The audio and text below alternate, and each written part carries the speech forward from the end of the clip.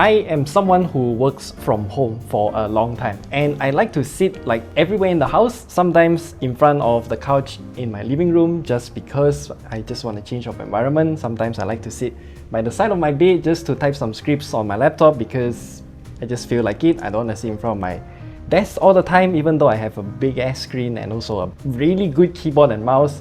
It's just the change of environment that's important. But each time I want to sit on those places, the problem is I don't have any support on the surface that this laptop is supposed to rest on. For example, if I want to type it on my bed, for example, what happens is that my lap is not exactly stable, and if I put a pillow on it, then this laptop will risk of overheating, and also it's just not that stable too. There are some other companies that came up with some other solutions, like IKEA with their, what's the thing called again? Bilan or the Bailan, I don't know what is that name.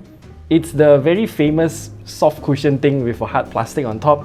And if you want to improve your ergonomics, if you want to use a laptop on a desk, then they also have the Brada. It's not really an all-in-one solution, and that is why we have this thing with us here today. This is the iSwift Pi, and I would say that this is a really good all-in-one solution. So let's take a look at what it has to offer today.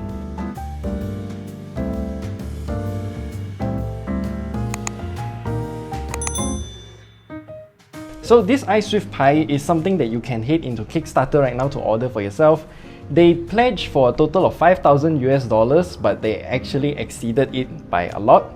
They have gotten over $420,000, which is amazing, and they have more than 3,500 backers right now.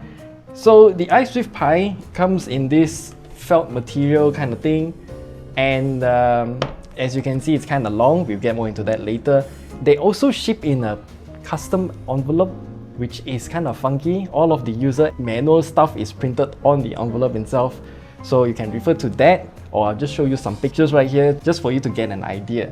So once you take it out, this is what you're gonna get. I'm gonna leave this aside for now because there's nothing much to see.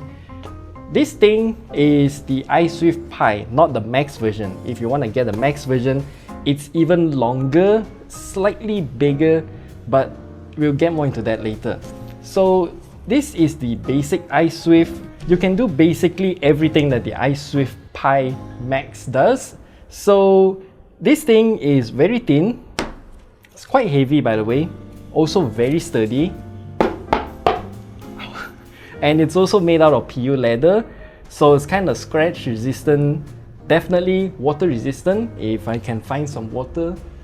This thing is using some kind of origami design. So as you can see here, they have some paths to tell you where to fold. So this iSwift Pi has a total of 6 different modes that you can use it in.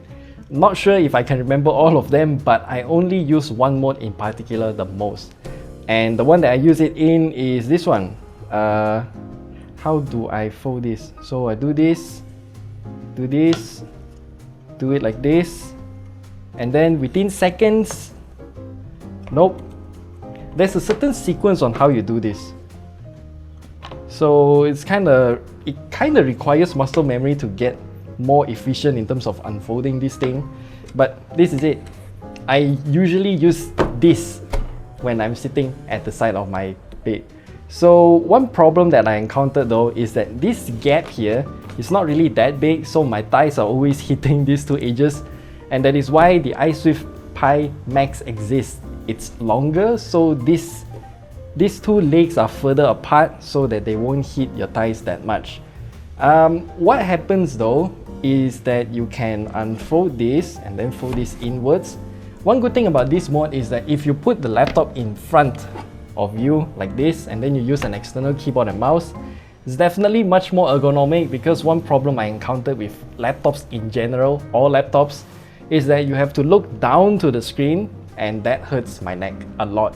So having this kind of iSwift Pi kind of design to elevate it from the table, so the screen is on my eye level and my neck doesn't hurt that much, but I do require an external keyboard and mouse to make this setup efficient.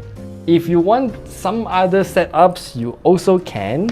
This is only 2 of the modes that the iSwift Pi has to offer out of the total 6. If I can remember how to unfold it, It's kind of difficult. Nope. Okay, so this mode is one of it that you can use for.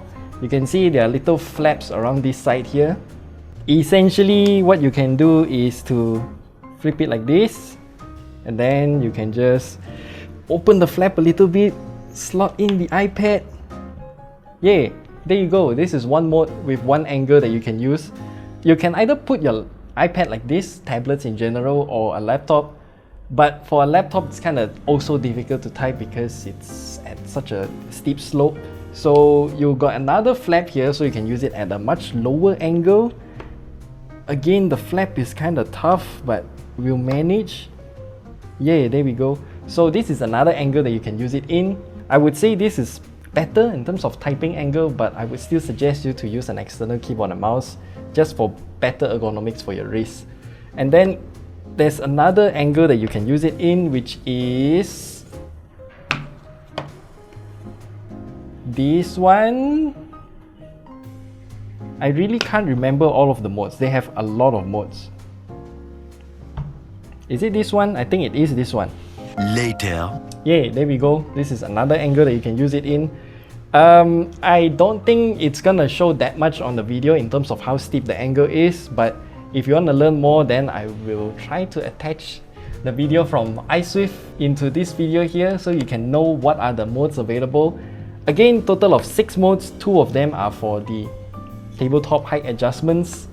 Both of these modes are very nice to have, especially the higher one because I can slot my legs through this gap here, which is really nice. So in general, I think the iSwift Pi is a very nice design. Of course, it's not gonna be perfect. For example, the flaps are a bit too tough right now, but I think over time, if you open it much more often, then it will loosen up a bit. And the iSwift Pi is available in a total of 4 different colors. So the classic black and white, orange, and then the one that we have here is the green color. And this one is the small version of the iSwift Pi. Remember, we mentioned the iSwift Pi Max, which is much larger. I'll give you a size comparison on the screen here if I can find any. I would prefer you to get the iSwift Pi Max if you want to use this thing on the bed and a laptop on top of it, because of this gap here will be a lot wider. And currently, I should show you these two. If we just put a laptop on top, it's kind of impossible if you want to use a mouse beside this laptop because of its width. It's not really that much. And one essential problem though, if you want to transport this iSwift Pi with you, then it's gonna be an issue. It's way too long. So imagine if you get the iSwift Pi Max, then it will be even longer. I'm not sure how you're gonna carry it with you. But either way, if you can carry it with you, this is a very nice product actually. And yeah, that's it. That's all we have to share with you about the iSwift Pi. Again, really nice product, nice and sturdy, and it's also very versatile in terms of how you want to use it.